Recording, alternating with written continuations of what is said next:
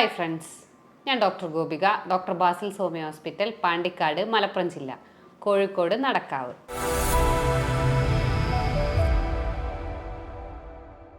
പലരും ഒ പിയിൽ വന്ന് പറയുന്നതാണ്, കുട്ടികൾക്ക് അസുഖം മാറുന്നില്ല, റെസ്പിറേറ്ററി ഇൻഫെക്ഷൻസ് ഇടയ്ക്കിടയ്ക്ക് വരികയാണ്, പനി വരുന്നുണ്ട്, ചുമ വരുന്നുണ്ട്, നിർത്താതെ കുത്തിച്ചുമ ഉണ്ടാവുന്നുണ്ട്, ആൾക്ക് കൂർക്കം വലിയുണ്ട്, മൂക്കടപ്പുണ്ട്, ജലദോഷം മാറുന്നേ ഇല്ല.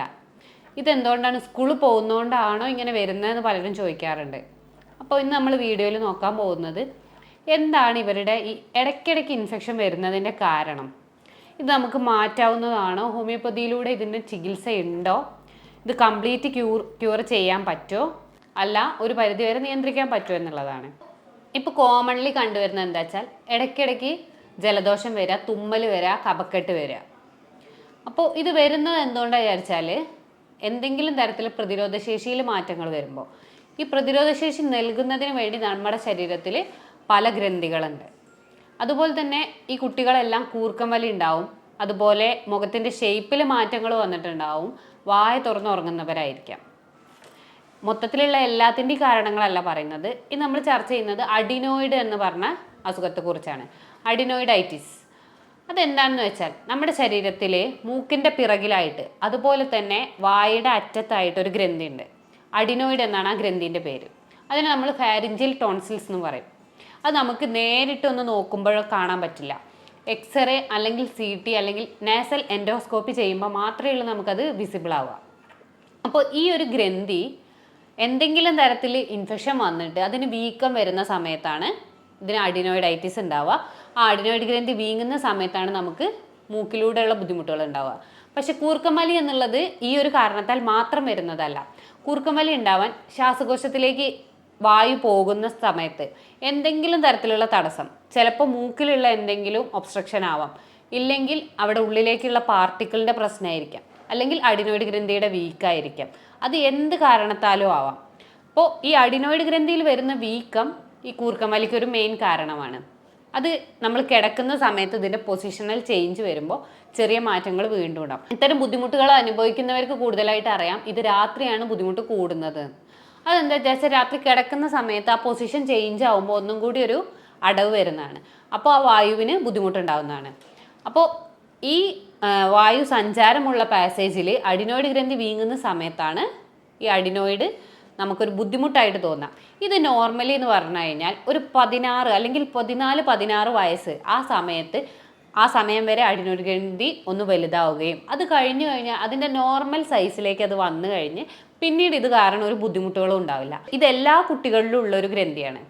പക്ഷേ ഇത് ലക്ഷണങ്ങൾ കാണിക്കുന്ന സമയത്ത് നമ്മുടെ ശരീരത്തിൽ എന്തെങ്കിലും ബുദ്ധിമുട്ടുകൾ ഉണ്ടെങ്കിൽ മാത്രമാണ് നമ്മളത് കെയർ ചെയ്യേണ്ട ഒരു ആവശ്യമുള്ളൂ. അല്ലാന്നുണ്ടെങ്കിൽ അതിനൊരു പ്രതിരോധശേഷി എന്നുള്ളൊരു വർക്കാണുള്ളത്. ഇപ്പം നമ്മുടെ ശരീരത്തിൽ ചെക്ക് പോസ്റ്റ് പോലെയാണ്. ആ ഭാഗത്ത് എന്ത് അണുക്കൾ അല്ലെങ്കിൽ എന്ത് ഇൻഫെക്ഷൻ മൂക്കിലൂടെ കയറിയിട്ടുണ്ടെന്നുണ്ടെങ്കിലും ആ അഡിനോയിഡ് ഗ്രന്ഥിയിൽ നിന്ന് അത് കംപ്ലീറ്റ് ആയിട്ട് ഒഴിവാക്കുകയും മാക്സിമം എല്ലാം പ്രതിരോധിച്ച് ഒന്നെങ്കിൽ പുറത്ത് തള്ളും, ഇല്ലെങ്കിൽ അത് നശിപ്പിച്ച് കളഞ്ഞതിന് ശേഷം അത്രയും മൈന്യൂട്ടായ കാര്യങ്ങൾ മാത്രമാണ് ഉള്ളിലേക്ക് പോകുന്നത്. അപ്പോൾ പല ഇൻഫെക്ഷൻസും നമ്മുടെ ശ്വാസമുട്ടൽ അല്ലെങ്കിൽ അലർജി ബുദ്ധിമുട്ടുകൾ കുറയ്ക്കുന്നതിന് അത് മെയിൻലി വർക്ക് ചെയ്യുന്നുണ്ട് ഈ അഡിനോയിഡ്. അപ്പോൾ സർജറി ചെയ്യുന്നവർ ചിന്തിക്കുക, ഈ സർജറി ചെയ്ത് കഴിഞ്ഞാൽ പിന്നീടുള്ള പ്രതിരോധ ശേഷിക്കാണ് കുറവ് വരുന്നത്. പിന്നെ റെസ്പിറേറ്ററി ഇൻഫെക്ഷൻസ് ഇടയ്ക്കിടയ്ക്ക് വരാൻ ഇത് കാരണമാവുന്നുണ്ട്. അപ്പോൾ എപ്പോഴാണെങ്കിലും മരുന്ന് ഉപയോഗിച്ച് ഇതിനെ കുറയ്ക്കാനാണ് നിങ്ങൾ ശ്രദ്ധിക്കേണ്ടത്. സർജറി തന്നെ പെട്ടെന്നുള്ള ഒരു റിമൂവൽ നമുക്ക് എപ്പോഴും പെട്ടെന്ന് നടത്താവുന്നതാണ്. പക്ഷേ അത് കഴിഞ്ഞിട്ടുള്ള ബുദ്ധിമുട്ടുകളും കൂടെ ചിന്തിക്കുക. ആ വളർന്നു വരുന്ന പ്രായത്തിൽ ഈ ബുദ്ധിമുട്ടുകൾ ഉണ്ടാകുന്ന സമയത്ത് മാത്രം അതിന് ട്രീറ്റ്മെൻറ്റ് എടുക്കുക. പിന്നെ എന്തൊക്കെയാണ് ഇപ്പോൾ ഇത് കാരണം നമുക്ക് ബുദ്ധിമുട്ടുകൾ ഉണ്ടാവുക നോക്കാം. എല്ലാവരും അറിയുന്നതാണ്, ഞാനൊന്നും കൂടെ എടുത്ത് പറയാണ്. തുമ്മൽ, ചുമ, കുത്തിയുള്ള ചുമ ഉണ്ടായിരിക്കും. അതുപോലെ തന്നെ മൂക്കടപ്പ്, അത് മാറി മാറി മൂക്കടയും. ചിലർക്ക് ഒരു സൈഡ് മാത്രമായിരിക്കും മൂക്കടയുക, ചിലർക്ക് മറ്റേ റൈറ്റ് അടയുന്നവരുണ്ട്, ലെഫ്റ്റ് അടയുന്നവരുണ്ട്, രണ്ടും ഒന്നിച്ചടയുന്നവരുണ്ട്. കിടക്കുന്ന സമയത്ത് കൂടുതൽ മൂക്കടപ്പുണ്ടാവും. അതുപോലെ തന്നെ ഒരു പരിധി കഴിഞ്ഞ് കഴിഞ്ഞാൽ അഡിനോയിഡ് അത്രയും കൂടിയിട്ടുണ്ടെന്നുണ്ടെങ്കിൽ പല്ല് മുന്നിലേക്ക് ഉന്തി വരുന്ന മുഖത്തിൻ്റെ ഷേപ്പ്. ഇപ്പം നമുക്കൊക്കെ OPയിൽ പേഷ്യൻസ് കടന്നു വരുമ്പോൾ തന്നെ നമുക്ക് ഓട്ടോമാറ്റിക്കായിട്ട് നമുക്ക് ഡയഗ്നോസ് ചെയ്യാൻ പറ്റും, ഓക്കെ അവർക്ക് അഡിനോയിഡ് ഉണ്ടോ ഇല്ലേ എന്നുള്ളത്. കാരണം അവരുടെ മുഖത്തിലെ ഷേപ്പ് ഒരു ഓവൽ ഷേപ്പായിട്ടുണ്ടാവും. കാരണം രാത്രി ശ്വാസം വലിക്കാൻ ബുദ്ധിമുട്ടുണ്ടാവും. ആ സമയത്ത് അവർ വാ തുറന്നിട്ടാണ് ഉറങ്ങുക. ഈ വാ തുറന്ന് ഉറങ്ങുന്ന സമയത്ത് എയർ അങ്ങോട്ടും ഇങ്ങോട്ടും പാസേജ് ഉണ്ടാകുന്ന സമയത്ത് നമ്മുടെ താടിയലിൻ്റെ വളർച്ച അതുപോലെ തന്നെ പല്ല് മുന്നിലേക്ക് ഉന്താനുള്ള ഒരു ചാൻസും കൂടുതലാണ്. അതുപോലെ തന്നെ മൂക്കിലൂടെ കണ്ടിന്യൂസ് ആയിട്ട് വെള്ളം പോലെ ഡിസ്ചാർജ് വരും. ഇടയ്ക്കിടയ്ക്ക് ഉണ്ടാകുന്ന പനി, കൂർക്കം വലി, അത്രയും ഇൻറ്റൻസിറ്റി മീൻസ് ഗ്രേഡ് 4 ഒക്കെ എത്തിയിട്ടുണ്ടെന്നുണ്ടെങ്കിൽ ആൾക്ക് മെയിനായിട്ട് ഇതിൻ്റെ കോംപ്ലിക്കേഷൻ ആയിട്ട് വരുന്നതാണ് സ്ലീപ്പ് അപ്നിയ. സ്ലീപ്പ് അപ്നിയ എന്ന് പറഞ്ഞു കഴിഞ്ഞാൽ കിടന്നുറങ്ങിക്കഴിഞ്ഞാൽ നമ്മുടെ ശരീരത്തിൽ എന്ന് പറഞ്ഞാൽ ഉറങ്ങിക്കഴിഞ്ഞാലും ഓക്സിജൻ സർക്കുലേറ്റ് ചെയ്തുകൊണ്ടിരിക്കുകയാണ്. പക്ഷേ കറക്റ്റായിട്ട് നമുക്ക് വായു ഉള്ളിലേക്ക് എത്താൻ കഴിയാത്തൊരു സാഹചര്യത്തിൽ നമ്മുടെ ശരീരത്തിന് ആവശ്യമായ ഓക്സിജൻ കിട്ടാതെ വരും. ബ്രെയിനിലും അതേപോലെ ഹൃദയത്തിൽ കറക്റ്റ് ഓക്സിജൻ കിട്ടാത്ത സമയത്ത് ആൾ പെട്ടെന്ന് ഞെട്ടി ഉണരും. ഉണർന്ന് ഇരുന്ന് ജസ്റ്റ് ഒന്ന് ശ്വാസം വലിച്ചു കഴിഞ്ഞാൽ അത് ക്ലിയർ ആവും. വീണ്ടും കിടന്നുറങ്ങുകയും ഇത് ഇടയ്ക്കിടയ്ക്ക് ഉറക്കത്തിൽ നിന്ന് ഞെട്ടി ഉണരാനുള്ളൊരു ടെൻഡൻസി, അത് ആൾക്ക് ഓക്സിജൻ കിട്ടാത്തതുകൊണ്ടുള്ളതാണ്. ആ ഒരു അവസ്ഥയാണ് നമ്മൾ സ്ലീപ്പ് അപ്നിയ എന്ന് പറയുന്നത്. പിന്നെ നിർത്താതെയുള്ള ചുമ ഉണ്ടാവും. അതുപോലെ തന്നെ കേൾവിക്കുറവ് ഉണ്ടാവാറുണ്ട് ചില കുട്ടികളിൽ. കാരണം ഇതെന്ന് പറഞ്ഞു കഴിഞ്ഞാൽ നമ്മുടെ മൂക്കിൻ്റെ അറ്റത്തായിട്ടാണ്. അപ്പോൾ ആ ക്ലോസ് അവിടെ വരുന്ന സമയത്ത് ചെവിയിൽ നിന്നുള്ള വാൽവിനും കൂടെ ഒരു ക്ലോസേജ് സംഭവിക്കുന്നുണ്ട്. അതുപോലെ തന്നെ റെക്കറൻ്റ് ആയിട്ട് നമുക്ക് ചെവിക്ക് ഇൻഫെക്ഷൻ വരും, ചെവി വേദന ഉണ്ടാവും, അതുപോലെ ഉള്ളിൽ നിന്ന് പഴുപ്പ് പോലെ ഒലിച്ചു വരാറുണ്ട്. പിന്നെ വരുന്നതാണ് അത്രയും കോംപ്ലിക്കേറ്റഡ് ആയിട്ടുണ്ടെങ്കിൽ കയലവീക്കം. കയലവീക്കം എന്ന് പറഞ്ഞു കഴിഞ്ഞാൽ നമ്മുടെ ഈ സൈഡിൽ അഡിനോയിഡുമായി ബന്ധപ്പെട്ട് അവിടെ ഇൻഫെക്ഷൻ വരുന്ന സമയത്ത് ചുറ്റുമുള്ള സ്ഥലങ്ങളിൽ ഇൻഫെക്ഷൻ വരും. ഇത് കയലവീക്കത്തിലേക്ക് ലീഡ് ചെയ്യാറുണ്ട്. പിന്നെ ചില കുട്ടികളിൽ മെയിനായിട്ട് കാണുന്നതാണ് ബാഡ് ബ്രത്ത്. സംസാരിക്കുന്ന സമയത്തോ കുട്ടികൾക്ക് തന്നെ പുറത്തു പോകാനുള്ളൊരു മടി ഉണ്ടാവും. കാരണം ഈ ഒരു സംസാരിക്കുന്ന സമയത്ത് സ്മെല്ല് പുറത്തേക്ക് വരുന്നു, കുട്ടികൾ അവോയ്ഡ് ചെയ്യുന്നു എന്നുള്ളത്. പിന്നെ ഇത് അത്രയും നമ്മൾ അഡിനോയിഡ് ഇങ്ങനെ കണ്ടിന്യൂസ് ആയിട്ട് ബുദ്ധിമുട്ടുകൾ ഉണ്ടാകുന്ന സമയത്ത് മൈൻഡ് ചെയ്യാതെ പോവുകയാണെന്നുണ്ടെങ്കിൽ ഇതിൻ്റെ സൈസ് കൂടി വരികയാണ് ചെയ്യുന്നത്. നമ്മൾ സ്റ്റാർട്ടിങ്ങിലെ മെഡിസിൻ എടുത്തു കഴിഞ്ഞാൽ അതിൻ്റെ സൈസ് കുറഞ്ഞ് വന്നിട്ട് പിന്നെ ബുദ്ധിമുട്ടുകളൊന്നും ഉണ്ടാവില്ല. പിന്നെ എപ്പോഴെങ്കിലും ഇൻഫെക്ഷൻ വരുന്ന സമയത്ത് മാത്രമാണ് അതിന് ചെറിയ രീതിയിലൊരു വീക്കം വരുന്നത്. അത് നമുക്ക് മെഡിസിൻ എടുത്തിട്ട് തന്നെ കംപ്ലീറ്റ് ആയിട്ട് മാറ്റാവുന്നതേ ഉള്ളൂ. അപ്പോൾ ഇൻഫെക്ഷൻ വരുന്ന സമയത്ത് ശ്രദ്ധിക്കാതിരിക്കുന്ന സമയത്താണ് ബുദ്ധിമുട്ടുകൾ ഉണ്ടാവുക. കുട്ടികളുടെ ബുദ്ധിമുട്ടുകൾ കൂർക്കം വലി, വായ തുറന്ന് ഉറങ്ങുന്നത്, അല്ലെങ്കിൽ ഇരിക്കുന്ന സമയത്ത് തന്നെ അവർ ഓട്ടോമാറ്റിക്കായിട്ട് അവിടെ വായ തുറന്നു പോകും. കാരണം എന്താ വെച്ചാൽ അവർക്ക് മൂക്കിലൂടെ ശ്വാസം വലിക്കാൻ പറ്റുന്നില്ല. ശ്വാസം ഉള്ളിലേക്ക് എത്തണം നമുക്ക്, പക്ഷേ അത് മൂക്കിലൂടെ വലിക്കാൻ പറ്റുന്നില്ലാത്തൊരു സാഹചര്യത്തിൽ നമ്മൾ ഓട്ടോമാറ്റിക്കായിട്ട് വായ ഓപ്പൺ ആവും. അപ്പോൾ പെട്ടെന്ന് തന്നെ പാരൻസിന് ഈ അഡിനോയിഡിൻ്റെ ബുദ്ധിമുട്ടുണ്ടെങ്കിൽ ഡയഗ്നോസ് ചെയ്യാൻ പറ്റും. കാരണം ഒരു 5-6 വയസ്സൊക്കെ ആകുമ്പോൾ തന്നെ അവർ വായ തുറന്നിട്ടാണ് എപ്പോഴും ഇരിക്കുന്നത്. സംസാരിക്കുമ്പോഴും അല്ലെങ്കിൽ വെറുതെ ഇരിക്കുമ്പോൾ ഓട്ടോമാറ്റിക്കായിട്ട് ജസ്റ്റ് ഓപ്പൺ മൗത്ത് ആണെന്നുണ്ടെങ്കിൽ അതൊരു അഡിനോയിഡിൻ്റെ സ്റ്റാർട്ടിംഗ് ആയിട്ട് നമ്മൾ മനസ്സിലാക്കണം. അപ്പം അത് കണ്ടെത്തുന്ന സമയത്ത് തന്നെ കറക്റ്റായിട്ട് അതിന് ചികിത്സ എടുക്കാൻ നോക്കാം. പിന്നെ നമ്മളിത് കറക്റ്റായിട്ട് നമ്മളെങ്ങനെ കണ്ടെത്തുമെന്നുള്ളതാണ്. എക്സ്റേ എടുക്കുന്ന സമയത്ത് നമുക്ക് കറക്റ്റായിട്ട് മനസ്സിലാവും ഇത് എത്രത്തോളം ഉണ്ടെന്നുള്ളത്. നമ്മൾ എൻഡോസ്കോപ്പി ആണെന്നുണ്ടെങ്കിൽ അതിൻ്റെ ഗ്രേഡ് സൈസ് നമുക്ക് മനസ്സിലാവും. പക്ഷേ എൻഡോസ്കോപ്പി എന്ന് പറഞ്ഞു കഴിഞ്ഞാൽ നമുക്ക് ഇടയ്ക്കിടയ്ക്ക് റിപ്പീറ്റ് ചെയ്യാൻ പറ്റുന്നതല്ല. ചെറിയ കുട്ടികളാണ്, അപ്പോൾ അവർക്ക് മൂക്കിലൂടെ ക്യാമറ ഇറക്കുക എന്ന് പറയുന്നത് അത്ര പോസിബിളായ കാര്യമല്ല. എക്സ്റേ ആവുന്ന സമയത്ത് കുട്ടികൾക്കും വലിയ ബുദ്ധിമുട്ടുകളില്ല. അപ്പോൾ ചെറിയ രീതിയിൽ തന്നെ നമുക്ക് പെട്ടെന്ന് ഇത് ഡയഗ്നോസ് ചെയ്യാൻ പറ്റുകയും അതുപോലെ തന്നെ ഒരു 3 മാസം കഴിഞ്ഞ് നമുക്ക് റിപ്പീറ്റ് ചെയ്ത് നോക്കാവുന്നതേ ഉള്ളൂ. പിന്നെ നമുക്ക് CT എടുത്തു കഴിഞ്ഞാൽ കറക്റ്റായിട്ട് അതിൻ്റെ സൈസും അതുപോലെ തന്നെ എത്രത്തോളം ബാക്കിയുള്ള ഭാഗങ്ങളിലേക്ക് മാറ്റങ്ങൾ വന്നിട്ടുണ്ടെന്ന് പറയാൻ പറ്റും.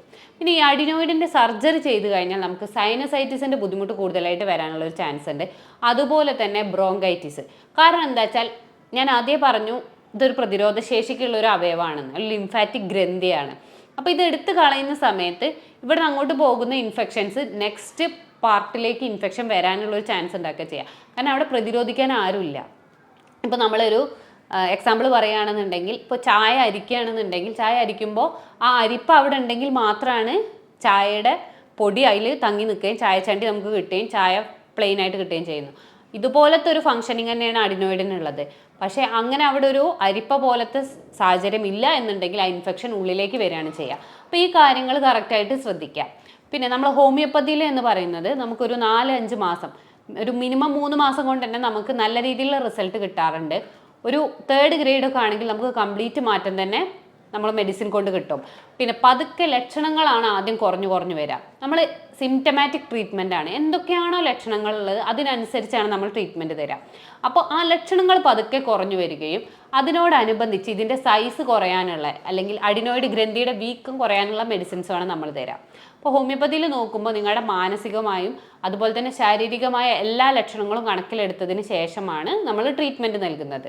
ഇനി അഡിനോയിഡ് വേദനയുള്ളവർക്ക് നിങ്ങൾക്ക് ചുടുവെള്ളത്തിൽ ഒരു തുണി മുക്കിയതിന് ശേഷം ആ ഭാഗത്ത് വെക്കുകയാണെന്നുണ്ടെങ്കിൽ അതിൻ്റെ വേദന കുറഞ്ഞു കിട്ടാറുണ്ട്. ഈ വേദന അപൂർവം കേസുകളിൽ മാത്രമാണ് വരാറ്, അങ്ങനെ സ്ഥിരമായിട്ട് വേദനയോ ബുദ്ധിമുട്ടുകളോ ഉണ്ടാവാറില്ല. അതുപോലെ തന്നെ ചുമ പ്രശ്നങ്ങളൊക്കെ വരുന്ന സമയത്ത് ഇതെന്തുകൊണ്ട് നിർത്താത്ത ചുമ വരുന്നു എന്നുള്ളതാണ് നിങ്ങൾ നോക്കേണ്ടത്. അല്ലാതെ ജസ്റ്റ് അതിനൊരു മെഡിസിൻ എടുത്തിട്ട് അത് കംപ്ലീറ്റ് ആയിട്ട് മാറ്റം കിട്ടുക, പിന്നെ കുറച്ച് കഴിഞ്ഞ് വീണ്ടും വരിക, ആ രീതിയിൽ കുട്ടികളെ ട്രീറ്റ്മെൻറ്റ് എടുക്കാതിരിക്കുക. കാരണം എന്താണ് ഇത്തരം ഇൻഫെക്ഷൻസ് നിങ്ങൾക്ക് റെക്കറൻ്റ് ആയിട്ട് വരുന്നു, അത് കറക്റ്റായിട്ട് ചിന്തിച്ചതിന് ശേഷം മാത്രം ട്രീറ്റ്മെൻറ്റ് എടുക്കുക. പിന്നെ നമ്മൾ കുട്ടികളുടെ കാര്യത്തിൽ ശ്രദ്ധിക്കേണ്ട കാര്യം എന്ന് പറയുന്നത്, രാവിലെ കുളിച്ച ഉടനെ തന്നെ സ്കൂളിൽ പോയി കഴിഞ്ഞാൽ വേർക്കേണ്ട ഒരു സാഹചര്യം ഇല്ലാതിരിക്കാൻ ശ്രദ്ധിക്കുക. പെട്ടെന്ന് കളിക്കാനോ അതുപോലെ തന്നെ വൈകുന്നേരം വേർത്ത് വന്നു കഴിഞ്ഞാൽ ഉടനടി കുളിപ്പിക്കാതിരിക്കുക. ഈ പെട്ടെന്നുള്ള സഡൻ ചേഞ്ച് ഓഫ് ടെമ്പറേച്ചർ, അതുപോലെ ചൂടുകാലത്ത് പെട്ടെന്ന് കുളിപ്പിക്കുക തണുത്ത വെള്ളത്തിൽ, അതുപോലെ നേരെ തിരിച്ചും. ഈ ഒരു സഡൻ ചേഞ്ച് ഓഫ് ടെമ്പറേച്ചർ എപ്പോഴും അഡിനോയിഡ് ഗ്രന്ഥിയിലെ വീക്കം കൂട്ടുകയാണ് ചെയ്യുക. അതുപോലെ തന്നെ റെക്കറൻ്റ് ആയിട്ട് ഇൻഫെക്ഷൻ വരാനുള്ള ഒരു ചാൻസ് ഉണ്ട്. അപ്പോൾ ഈ കാര്യം കറക്റ്റായിട്ട് ശ്രദ്ധിക്കുക. പിന്നെ കൂടുതൽ പുളി എരിവുള്ള ഭക്ഷണങ്ങൾ ഒന്ന് കുറയ്ക്കാൻ ശ്രദ്ധിക്കുക. ഡെയിലി കുട്ടികൾ എണീറ്റ് കഴിഞ്ഞാൽ ശ്വാസം ഉള്ളിലേക്ക് വലിക്കാനും പുറത്തേക്ക് വിടാനും അതൊന്ന് ശീലിപ്പിക്കുക, ഒരു 10-15 തവണ. ഇനിയിപ്പോൾ രാവിലെ പറ്റില്ല എന്നുണ്ടെങ്കിൽ വൈകുന്നേരം ആണെങ്കിലും കുഴപ്പമില്ല, സ്ട്രെയിറ്റ് ആയിട്ട് ഇരുന്നതിന് ശേഷം ശ്വാസം ഫുള്ളായിട്ട് ഉള്ളിലേക്ക് വലിക്കുകയും പുറത്തേക്ക് വിടുകയും ചെയ്യുക. ഈ എയർ പാസേജ് വരുമ്പോൾ തന്നെ ഇനി എന്തെങ്കിലും ഇൻഫെക്ഷൻസ് ഉണ്ടെങ്കിൽ അത് പുറന്തള്ളാനും എന്തെങ്കിലും ബാക്ടീരിയാസോ അതൊക്കെ സർക്കുലേഷൻ ക്ലിയർ ആവാനുള്ളത് സഹായിക്കാറുണ്ട്. അതുപോലെ തന്നെ കുട്ടികളെ ഫാനിൻ്റെ ഡയറക്റ്റായിട്ട് കടത്താതിരിക്കുക. ഇപ്പോൾ ജലദോഷം എന്തെങ്കിലും വരണം എന്നില്ല, അല്ലാത്ത സമയത്താണെങ്കിൽ ഡയറക്റ്റ് കാറ്റ് മുഖത്തേക്ക് തട്ടുന്ന രീതിയിൽ, അതേപോലെ ചെവിയിലേക്ക്, ഇതൊക്കെ എയർ കൂടുതലായിട്ട് തട്ടുന്ന സമയത്ത് ഇൻഫെക്ഷൻ വരാൻ ചാൻസ് ഉണ്ട്. അപ്പോൾ അതിൽ നിന്നൊന്ന് മാറ്റി നിർത്തുക. പിന്നെ എപ്പോഴും ബെഡ്ഷീറ്റ് ആണെങ്കിലും തലണയാണെങ്കിലും വീക്കിലി എങ്കിലും നിങ്ങൾ അലക്കാൻ ശ്രദ്ധിക്കുക. ചെറിയ രീതിയിലുള്ള പൊടികൾ ഉണ്ടെങ്കിലും ഈ അഡിനോയിഡ് ഗ്രന്ഥിക്ക് ഇൻഫെക്ഷൻ വരാനുള്ള ഒരു ചാൻസ് ഉണ്ടാവും. അപ്പോൾ ഈ കാര്യങ്ങളൊന്ന് ശ്രദ്ധിക്കുക. ഇനി നിങ്ങൾക്ക് ഈ ബുദ്ധിമുട്ടുണ്ടെന്നുണ്ടെങ്കിൽ നിങ്ങൾക്ക് എന്നെ കോൺടാക്റ്റ് ചെയ്യാവുന്നതാണ്. നമ്മൾ ഹോമിയോപ്പതിയിൽ അതിന് ഫലപ്രദമായ ട്രീറ്റ്മെൻറ്റ് കൊടുക്കാറുണ്ട്. ഇനി അത് ഫസ്റ്റ് ഗ്രേഡ് ആയിട്ടേ ഉള്ളൂ എന്നുണ്ടെങ്കിലും അത് ബുദ്ധിമുട്ടുകൾ പിന്നീട് കോംപ്ലിക്കേറ്റഡ് ആവാതിരിക്കാനും അതുപോലെ തന്നെ ഉള്ള ബുദ്ധിമുട്ടുകൾ കുറയാനും അതേപോലെ അഡിനോയിഡിൻ്റെ ഗ്രന്ഥിയുടെ വീക്കം കുറയ്ക്കാനും നമ്മൾക്ക് ഫലപ്രദമായ മെഡിസിൻസ് ഉണ്ട്. എന്തെങ്കിലും ബുദ്ധിമുട്ടുകൾ നിങ്ങൾ അനുഭവിക്കുന്നുണ്ടെന്നുണ്ടെങ്കിൽ അല്ലെങ്കിൽ നിങ്ങളുടെ കുട്ടികൾ അനുഭവിക്കുന്നുണ്ടെന്നുണ്ടെങ്കിൽ നിങ്ങൾക്ക് എന്നെ കോൺടാക്റ്റ് ചെയ്യാവുന്നതാണ്. ഞാൻ doctor Gopika, doctor Basil's homeo hospital, Pandikkad, Malappuram ജില്ല, കോഴിക്കോട്, നടക്കാവ്.